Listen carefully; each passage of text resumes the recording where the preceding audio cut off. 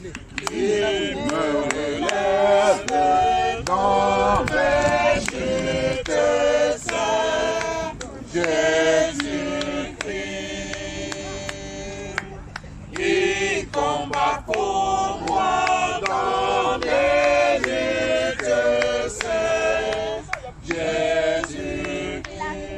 Jésus a parlé, Jésus a parlé, je veux croire que je peux lutter pour sa gloire, car mon bouclier, ma victoire, c'est Jésus-Christ. Jésus a parlé, je veux croire que je puisse lutter pour sa gloire, car mon bouclier, ma victoire, c'est Jésus-Christ.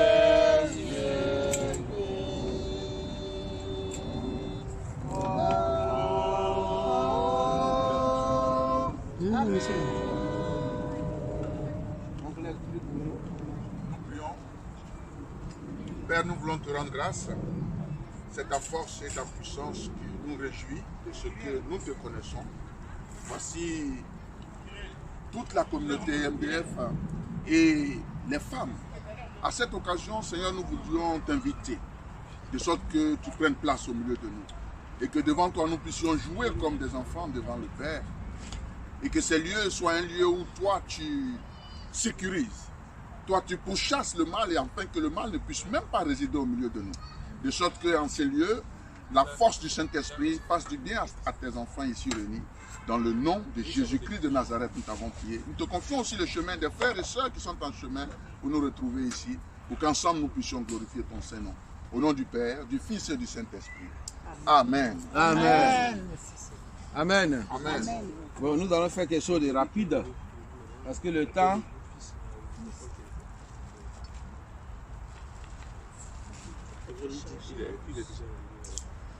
Qui ça? Qu'est-ce qui se passe? Ok. Le thème que nous avons à développer, c'est la femme des valeurs. La femme des valeurs. Ok. Nous avons déjà prié. Avant de commencer l'enseignement, pour donner un exercice rapide. Très bien. Pour qu'on fasse un peu plus vite parce que le temps est parti. Je vous donne un exercice rapide sur la femme des valeurs. L'enseignement se situe sur plusieurs niveaux, mais je vais faire quelques petits groupes rapides pour nous permettre d'aller plus vite. Et puis vous allez venir, chacun de nous va nous donner, chacun de vous va nous donner ce qu'ils ont porté dans leur groupe. Et puis nous allons exposer, voir un peu un petit contenu, la conclusion. Voilà. Donc la première, la femme des valeurs, je prends l'exemple d'Esther. Je vous donne les références bibliques.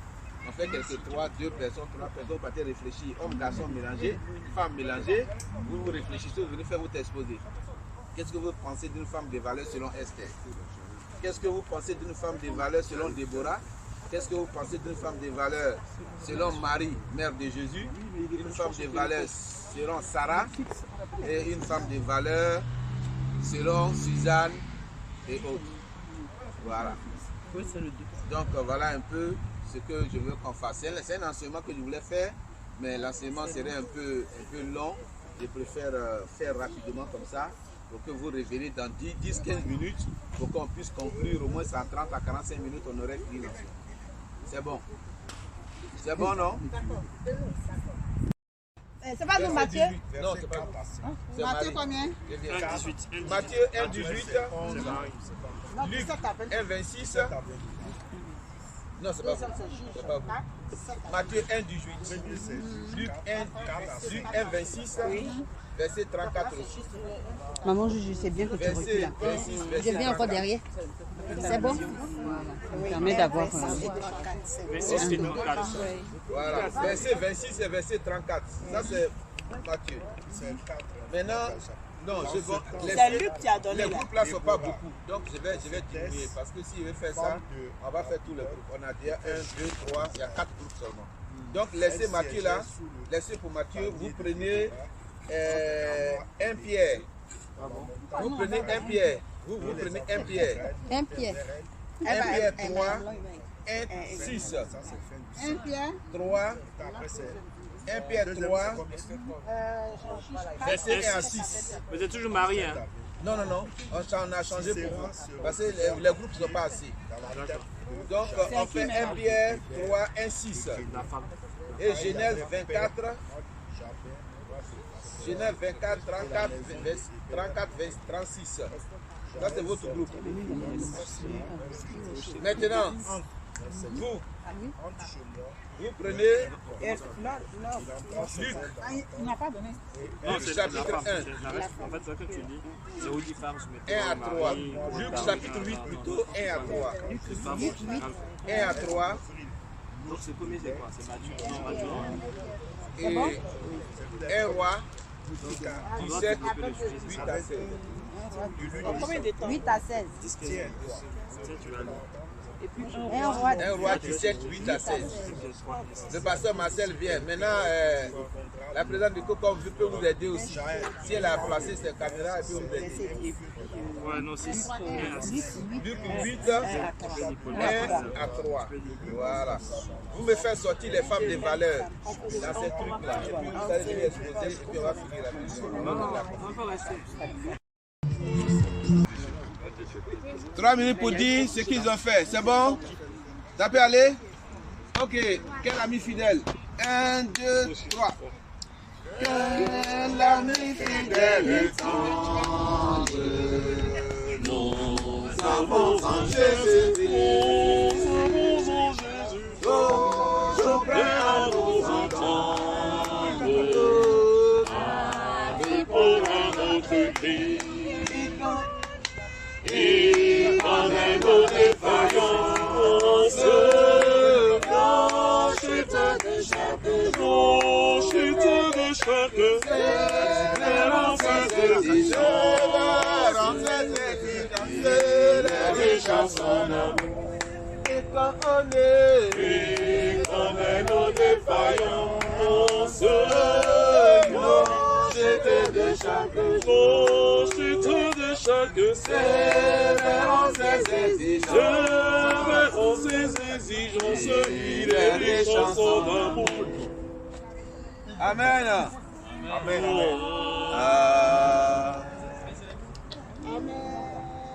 Le groupe Esther, venez nous dire ce que vous avez retenu. Groupe Esther, la femme des valeurs. Qu'est-ce que vous avez retenu dans le groupe Esther? Le groupe Esther, c'est qui? C'est nous.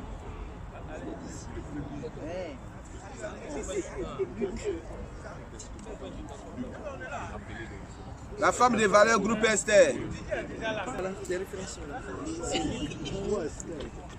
C'est nous. Groupe Esther. Nous, c'est Déborah. On arrive. Voilà. C'est créé. Les lettres furent envoyées par les courriers dans toutes les provinces du roi, pour qu'on détruisît, qu'on tuât, qu'on fit périr tous les juifs, jeunes et vieux, petits enfants et femmes, en un seul jour, le 13e du 12e mois, qui est le mois d'Adar, et pour que leurs biens fussent livrés au pillage. 4, verset 11. Le verset 11 dit, tous les serviteurs du roi et le peuple des provinces du roi savent qu'il existait une loi portant peine de mort contre quiconque, homme ou femme, entrant chez le roi dans la cour intérieure, soit sans avoir été appelé, celui-là seul à la vie sauve, à qui le roi tend le sceptre d'or, et moi je n'ai point été appelé auprès du roi depuis 3 jours, depuis 30 jours. Le verset 16 à 14, on dit, car si tu le fais maintenant, le secours et la délivrance surgiront d'autre part pour les Juifs, et toi et la maison de ton père, vous périrez. Et qui sait si ce n'est pas pour un temps comme celui-là que tu es parvenu à la royauté. Esther envoya dire à Mardoché, Va, rassemble tous les Juifs qui se trouvent à Suse et jeûnez pour moi, sans manger ni boire pendant 3 jours, ni la nuit, ni le jour. Moi aussi, je jeûnerai, de même avec mes servantes, puis j'entrerai chez le roi malgré la loi, et si je dois périr, je périrai. Amen. Amen. Voilà, voilà ce que Esther dit. Maintenant, la femme des valeurs, selon vous, dans ces textes, quoi? Sinon, la femme devait être envoyée. Oui, À cause du fait que Mardochée ne soit pas agenouillé devant le roi, devant Aman. Donc Aman n'a pas apprécié le fait que Mardochée ne soit pas agenouillé devant lui. Et donc il est allé voir le roi et un édit qui a été pris pour que le peuple juif soit exterminé. Et donc quand Mardochée il a entendu cela, il allait voir la reine Esther pour lui dire que reine Esther, voilà la décision qui a été prise par Mardochée, par Aman pour faire périr le peuple juif. Et la reine Esther a dit, lui a répondu qu'elle n'a pas été appelée par le roi pendant 30 jours. Et que quiconque entre là-bas sans avoir été appelé est soumis à une peine de mort. Et qu'elle n'a pas été appelée pendant 30 jours. Et donc, Mardochée lui a dit que si toi tu ne prends pas la décision, que le secours va nous venir d'ailleurs. Et que qui sait, si ce n'est pas à cause de cela que le Seigneur a permis que tu parviennes à la royauté. Et donc la reine Esther, elle va demander elle va dire à Mardochée, qui est son nom, d'aller rassembler tout le peuple juif, les animaux et tous, pour qu'un jeûne soit pris, un jeûne de 3 jours. Ils ne vont pas manger ni boire pendant 3 jours. Et là, elle va entrer chez le roi. Et si elle va mourir, elle va mourir. Maintenant, qu'est-ce que vous ressentez? Moi, je vois Esther est une femme De valeur en quoi? valeur encore. Oui. Par son audace. Par son audace et puis encore encore? Par son audace, il y a... On fait l'enseignement ici. Oui, elle a pris un risque aussi. Elle a pris un risque, mais la valeur de la femme, Esther sort aussi d'une valeur de femme. Quoi? Prière. Femme de prière. Oui, une femme de prière. Oui. Qui a demandé qu'on jeûne. Oui. 3 jours. Oui. Sans boire ni Sans- manger. Oui. Afin qu'elle puisse entrer chez le roi. Femme de foi aussi. Un banc pour eux. Merci. Aide-moi. Bon. Dans ce temps-là, Déborah, prophétesse, femme de Lapidote, était juge en Israël. Elle siégeait sous le palmier de Déborah, entre Rama et Bethel, dans la montagne d'Éphraïm, et les enfants d'Israël montaient vers elle pour être jugés. Amen. Ça c'est 4 à 5. Ça c'est 4 à 5. Maintenant 4 à 10. Sisera se réfugia au pied dans la tente de Jaël, femme d'Héber, le Kémien, car il avait paix entre Jabin, roi de Astor, et la maison d'Héber de Kénien. Jaël sortit au devant de Sisera et lui dit, entre mon Seigneur et entre moi, ne crains point. Il entra chez elle dans la... Bon, je saute ça. Jaël, femme d'Héber, saisit un pieu à la tente, prit à la main le marteau, s'approcha de lui doucement et lui enfonça dans la trempe le pieu qui pénétra en terre. Il est en baraque poursuivait Sisera. Jaël sortit à la rencontre et lui dit, viens, je te montre l'homme que tu cherches. Il entra chez elle et voici Sisera était étendu mort, le pieu dans la trempe. Voilà. Déborah, Bon, l'histoire de Déborah. Oui. Ok.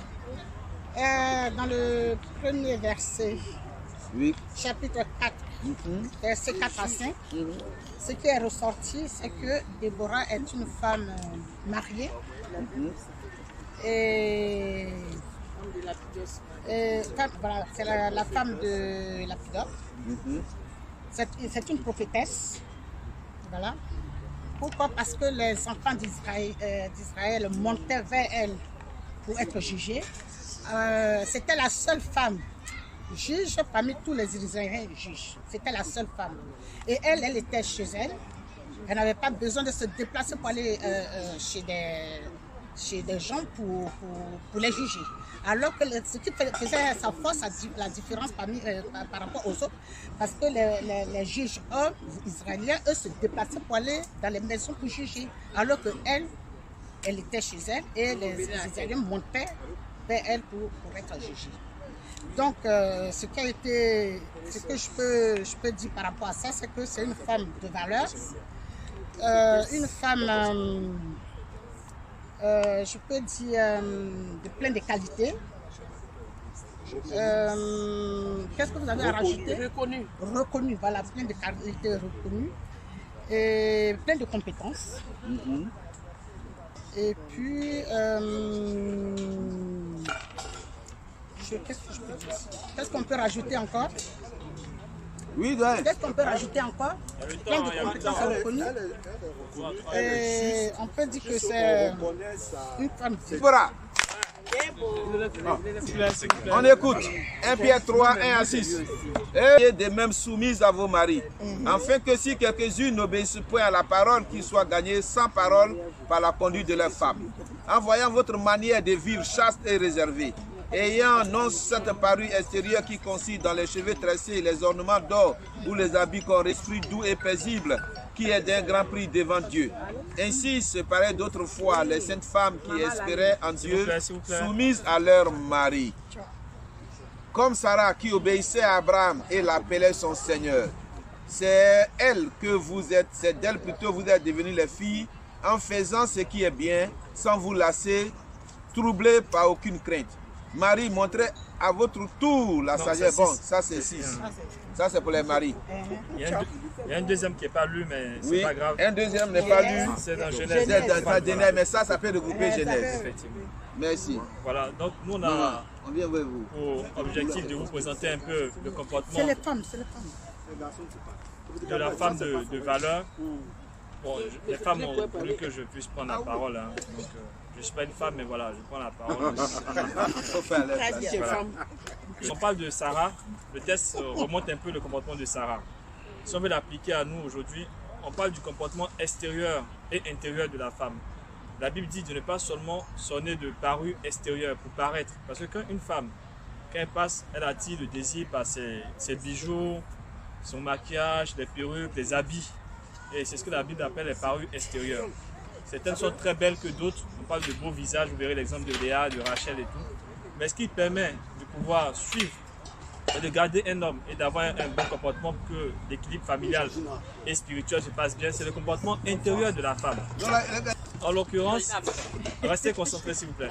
En l'occurrence, là on parle de Sarah qui appelait Abraham son Seigneur. Lorsqu'on appelle Seigneur, si vous voulez, dans l'Antiquité, même aujourd'hui, le Seigneur peut représenter le président. On a vis-à-vis de cette personne un comportement de soumission, un comportement d'obéissance, mais beaucoup plus élevé. Parce que Seigneur, c'est au-dessus du patron. Par exemple, on travaille dans les entreprises, dans notre patron, il dit fais ça, on fait ça. Mais le Seigneur, c'est encore plus. C'est-à-dire qu'il ne te demande pas de faire et que tu fais. Par exemple, l'homme rentre, Sarah va aller tout de suite faire la cuisine comme elle a fait pour Genèse. On parle d'accueil des anges, où elle a pu avoir donc, la procréation grâce à ça, parce que les anges qui passaient, Abraham lui a dit prends un veau et tue-le tout de suite pour que les anges puissent manger. Ils allaient à Sodome et Gomorrhe, tout le monde connaît l'histoire. Donc tout de suite elle s'empressait, elle pouvait dire non, je ne fais pas, parce que je ne les connais pas, c'est des inconnus, mais elle a accepté des étrangers. Et ce comportement qu'elle a eu a fait que la promesse était déjà donnée pour Isaac, mais finalement elle a pu rentrer dans la promesse. Donc on parle de l'obéissance de Sarah. Donc c'est l'exemple qu'on donne à tout le monde. Il faut vraiment que les femmes aujourd'hui, EMDF ou toutes les femmes d'ailleurs, puissent rentrer dans l'obéissance particulière, déjà dans le foyer, dans l'église, et puis avoir un comportement aussi au travail et dans la société. Voilà ce qu'on voulait vous présenter. Un banc pour eux.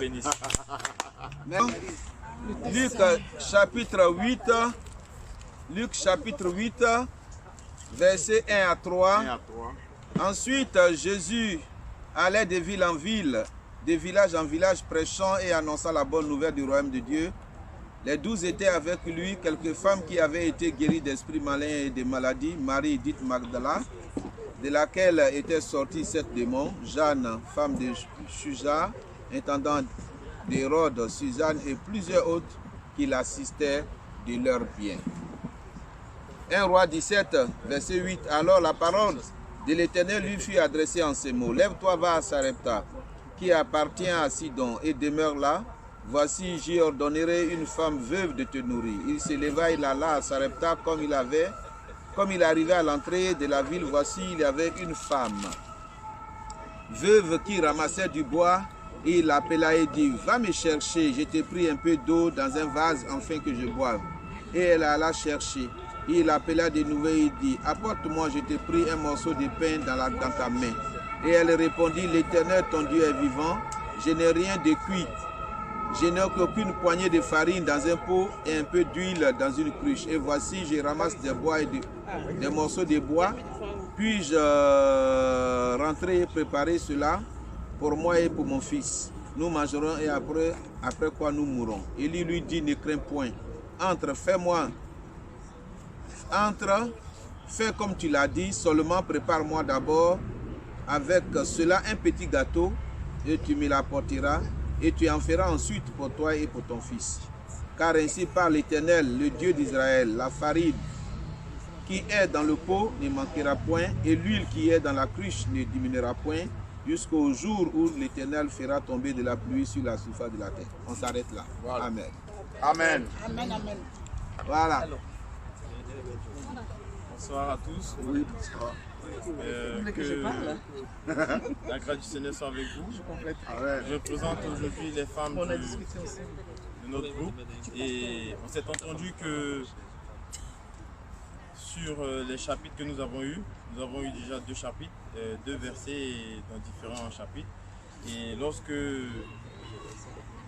Jésus se déplaçait, certes il y avait des disciples et tout avec lui, mais il y avait aussi des femmes qui n'étaient pas des disciples. Mais les présences étaient vraiment nécessaires et souhaitées que même la Bible nous décrit. Et nous voyons aussi que la femme est très importante dans le monde parce que lorsqu'elle accompagnait Jésus, ça fait que la foule et d'autres personnes aussi venaient écouter parce qu'il n'y avait pas de discrimination féminine et que tout à fait présente. Les femmes étaient tout à fait présentes. Et dans la femme de Sarepta, la veuve de Sarepta plutôt, nous avons vu que c'était une femme qui a marché par la foi. Pourquoi? Parce qu'elle ne connaissait pas Dieu, elle ne connaissait pas Élie plutôt. Mais avec ce que Élie lui a dit, elle a obligatoirement parlé avec Élie et lui donné tout ce que Élie voulait. Et même si elle n'avait plus rien à manger, Élie lui a demandé quand même de lui ramener ce qu'elle avait. Et elle a donné avec foi. Et c'est ça qui nous parle maintenant de l'obéissance. Qu'elle a obéi sans connaître vraiment Élie et sans connaître aussi que elle pouvait dire que non, qu'est-ce qui prouve que c'est Dieu qui m'a envoyé et tout, mais quand même elle a accepté que ce soit Élie qui puisse trouver à qui elle puisse passer sa confiance pour lui donner. Et grâce à Dieu, aujourd'hui la femme elle ne manque de rien. Grâce à Dieu, aujourd'hui la femme ne manque de rien. Merci. Un banc pour eux de la femme. Sur les 4 éléments que vous-même vous avez développés déjà. La femme de valeur selon Esther. Vous avez fait ressortir que la femme, c'était une femme de prière et de jeûne. Donc les femmes de valeur, est-ce que vous êtes des femmes de prière et de jeûne? Amen. Oui, amen. Femmes de MDF, soyez des femmes de valeur et de jeûne. Parce que Esther, par rapport à son attitude, elle a pu sauver son peuple. Par le jeûne et la prière. Il dit, allez-y, jeûnez pour moi. Je gênerai aussi à mes servantes. Si même je dois mourir, il faut que je meure, mais il faut qu'on soit sauvé. Amen. Donc Esther a pu sauver sa famille par rapport au jeûne et la prière.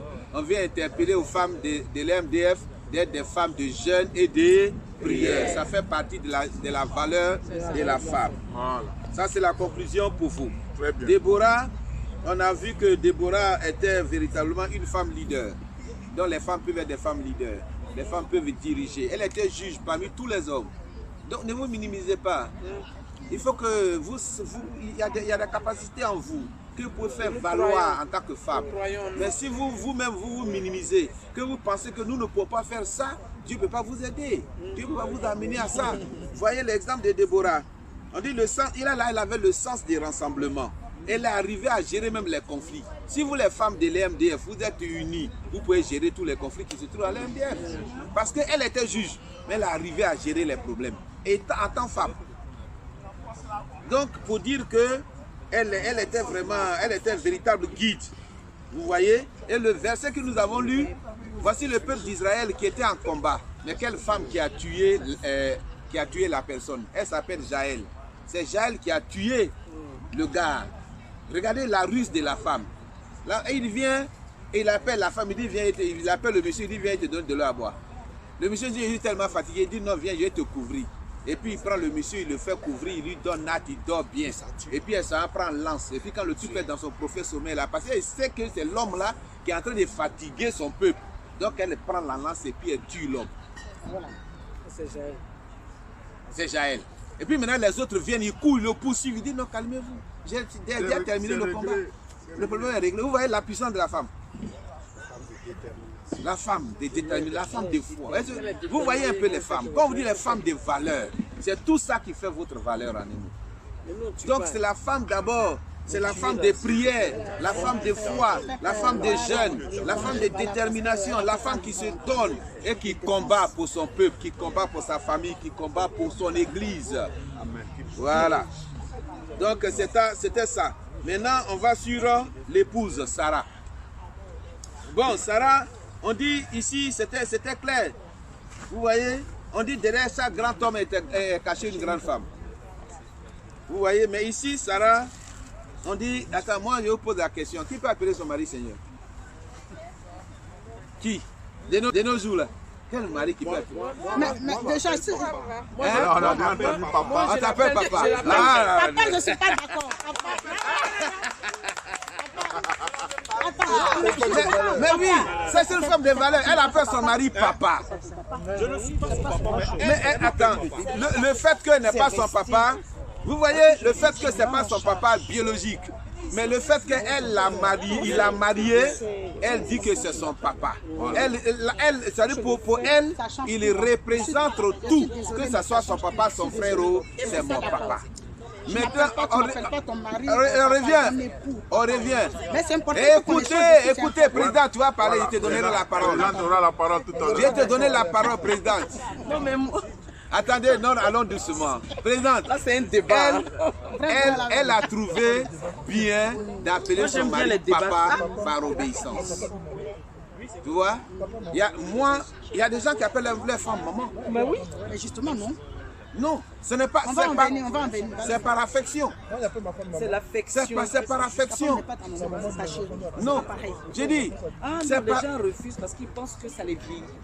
Bon, on va revenir dessus. Donc moi j'ai posé la question. J'ai posé la question de savoir qui appelle son mari Seigneur. Vous voyez, le mari, peut-être qu'on trouve que c'est difficile d'appeler mon mari Seigneur. C'est difficile d'appeler mon mari. Parce que le mari, vous voyez pourquoi dans les autres églises on dit d'attacher la tête? Parce que l'homme, Dieu est l'autorité de l'homme et l'homme est l'autorité de la femme.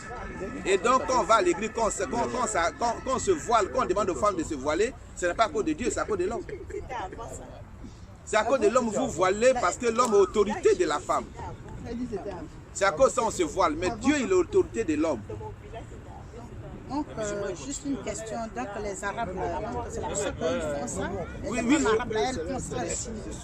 Ça, ce sont des signes de soumission chez les Juifs. Chez les Juifs, oui, c'est ça, c'est ce que les musulmans ont adopté. C'est pourquoi quand vous voyez les femmes musulmanes se voiler, ce n'est pas à cause de Dieu, c'est à cause des hommes. Donc c'est une loi juive au fait. Donc on écoute ici, ça va. Donc Sarah, elle obéissait à son mari. Et la Bible nous dit que vous êtes héritière de Sarah. C'est de Sarah que vous êtes sortis. Donc vous devez obéir à vos maris. L'obéissance, ce n'est pas de l'esclavage. On ne dit pas que comme la femme obéit, elle devient automatiquement esclave. Non. Mais la Bible... ça, vous prenez ça. Ah d'accord. Mais la Bible nous aide. La Bible dit... ici, le brin quoi? La Bible dit que la femme doit obéir à son mari. Et Sarah même arrivait à appeler son mari Seigneur. Ça veut tout dire. Il y a tout dedans. Quand papa dit, sa femme l'appelle papa. C'est par affection. Tu peux appeler ta femme maman, c'est par obéissance. Moi, les Congolais font ça. Non, je ne parle pas de Papa Blé. Papa Blé dit sa femme l'appelle papa. C'est pas leur maman. C'est pas une chose, c'est pas leur maman, mais c'est une manière c'est-à-dire de valoriser la personne. Tu vois? C'est pas. Voilà. Écoutez-moi ici. Vous voyez? Donc, les femmes soyez obéissantes les femmes, respectez vos maris. Les maris aussi doivent reconnaître les femmes. Je donnerai un enseignement sur les 9 sagesses de la femme. Les femmes ont 9 sagesses que nous les hommes, nous n'avons pas. C'est pourquoi la Bible dit en Genèse chapitre 2 du verset 18, je ferai une aide semblable. Dans l'aide semblable, il y a des choses que l'homme n'a pas, que la femme a. C'est pourquoi la femme devient un complément de l'homme. Et j'aurai un jour l'occasion de vous démontrer ça sur les 9 sagesses, bibliquement démontrées. Non mais c'est pour vous dire que les femmes, vous avez des sagesses que nous on n'a pas. C'est pourquoi vous êtes un complément. Et c'est pourquoi l'homme, quand il est seul, il a une option de 1000 personnes. Quand l'homme se marie, il a une option de 10 000 personnes. C'est démontré bibliquement. Bibliquement, quand tu es seul, il faut être un serviteur de Dieu, tu es seul, tu as une option de 1000 personnes. Mais dès que tu te maries, ça décolle. Ah bon? Pourquoi? Oui. Et c'est pourquoi dans les entreprises, quand tu n'es pas marié, on ne te donne pas de responsabilités. Pourquoi? Parce que la femme a un pouvoir. Amen. Et j'arriverai à vous démontrer ça dans les prochains jours pour vous montrer un peu. Voilà, donc on revient maintenant sur l'histoire. On termine sur quoi? Sur la veuve de Sarepta. La veuve de Sarepta, vous parlez ici de Luc. Vous voyez? Je prends l'exemple de l'église méthodiste que je connais mieux. Qui fait l'église méthodiste? Ce sont les femmes. L'église méthodiste de Côte d'Ivoire, ce sont les femmes. L'union des hommes vient d'arriver. L'union des hommes vient d'arriver, mais l'union des femmes est née depuis longtemps. Et c'est pourquoi quand les femmes sont debout dans l'église, l'église est debout. C'est pourquoi vous les femmes d'MDF, vous devez être debout. La Bible dit que quand Jésus marchait, les gens faisaient seulement, les femmes soutenaient Jésus. Ce sont rares qui sont les hommes qui soutiennent l'œuvre de Dieu. Ça faut dire la vérité. Ils sont mais quand les femmes veulent soutenir Dieu, non, elles se lèvent et puis elles soutiennent le Seigneur. Et c'était le cas véritablement des femmes. La Bible dit qu'elles soutenaient Jésus de tout leur bien. Et ensuite, la veuve de Sarepta, elle n'avait rien à manger. La Bible dit que c'était des derniers petits bois qu'elle ramassait pour aller préparer, mourir, manger et mourir à son fils. Mais elle a écouté la parole d'un prophète. C'est là que je voudrais vous amener. La parole des prédicateurs, là, ne minimisez pas ça. Le prophète Élie lui dit, c'est vrai que tu dis que tu vas mourir, mais donne-moi d'abord. Donne-moi d'abord, je vais manger. Quand j'ai fini de manger, tu vas voir si tu vas mourir. Et la Bible dit, quand il a fini, la femme a accepté, obéi à ce qu'Élie a dit. Quand elle a fait le gâteau, qu'elle a bu. Quand tu lis la suite, on dit, l'huile ne manquait point dans sa maison. Et elle a même vendu l'huile, elle a payé toutes ses dettes. Ça veut dire que quand tu soutiens l'œuvre de Dieu, quand tu soutiens un serviteur de Dieu, c'est toujours lié à une bénédiction. Et c'est qu'elle réunion pour vous dire que voici un peu les femmes de valeur. Une femme de valeur, c'est une femme d'abord qui aime la prière, une femme leader, une femme qui obéit dans son foyer. Vous voyez, Sarah, je vous donne l'exemple de Sarah. La crainte de Dieu. La crainte de Dieu. Vous voyez, Sarah, malgré son handicap, elle était stérile, mais elle voulait le bien d'Abraham. Jusqu'à elle demande à sa servante, va faire l'enfant à mon mari. C'est quelle femme qui peut ça aujourd'hui? Il y en a qui font. Okay. Malgré que elle est handicapée, elle est stérile, mais elle demande à son mari. Elle dit elle peut pas. Elle peut pas. Mais on est ensemble, nous, le monde peut pas. Tu peux pas aussi, non? Toi aussi, tu peux pas. Voilà. Le monde d'aujourd'hui, on peut pas. Le monde d'aujourd'hui, on peut pas. Faut être réaliste. Non, c'est pas pour faire enfant seulement. On ne parle pas faire d'enfant. On peut. Écoutez, voilà. C'est pas pour faire enfant, mais elle, malgré son handicap, elle voulait du bien de son mari. Même quand ils sont allés en Égypte, tellement que Sarah était belle, Abraham demande à Sarah, pardon, arrivé là en Égypte, il faut dire que tu es ma soeur. Mais si c'était une autre soeur, moi je suis ta femme, non? Toi tu ne m'as pas mariée, c'est maintenant devant les gens, tu vas me dire que moi je suis ta soeur, pour que tu aies autre femme. Mais pour ne pas qu'il meure, elle a accepté d'être la soeur d'Abraham en Égypte. Donc ça on le fait un peu, mais... Ah, on va faire un peu, mais il faut le faire. Et prédicateur, je voulais ajouter qu'elle a contribué aussi à sa richesse par là. Ah ouais. Pharaon lui a donné des biens. Donc vous voyez, le fait même qu'elle a accepté d'être sœur d'Abraham, que les gens ont découvert que c'est la femme d'Abraham, on dit il faut sortir ici dans l'Égypte. Toi tu veux le tuer, prends ta femme, voilà mouton, voilà cabri, voilà l'argent, quitte notre pays. Vous voyez. Donc la femme en un mot, elle peut faire beaucoup de choses. Donc voilà un peu ce que on peut conclure sur la vie de Sarah.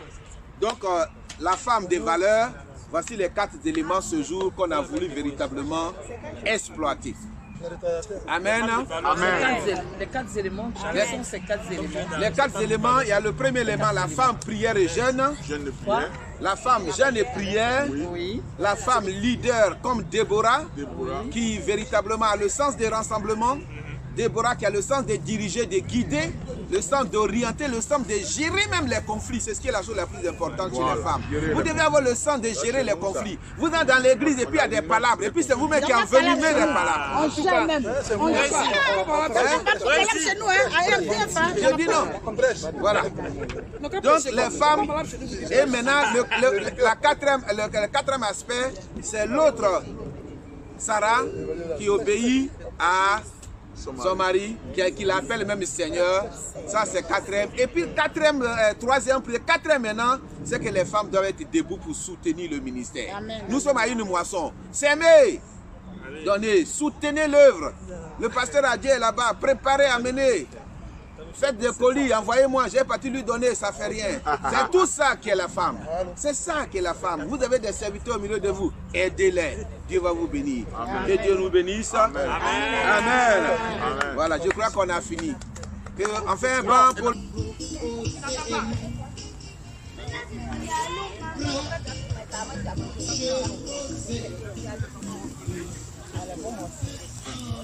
Ça c'est cramé là, c'est ça qu'il faut. D'accord.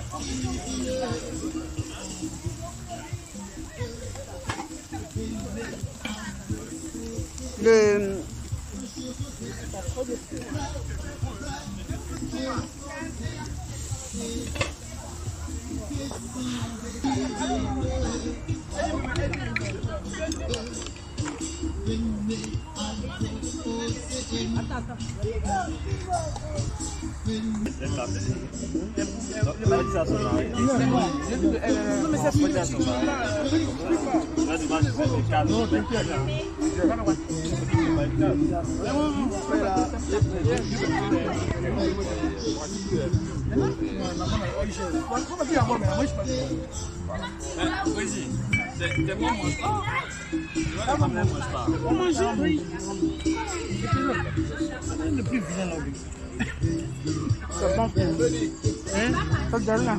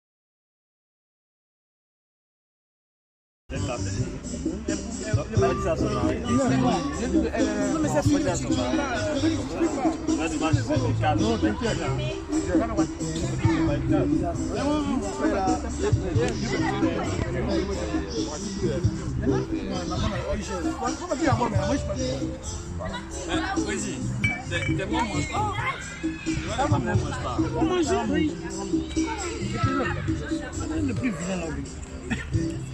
C'est bon, frère. Hein? Ça te donne là.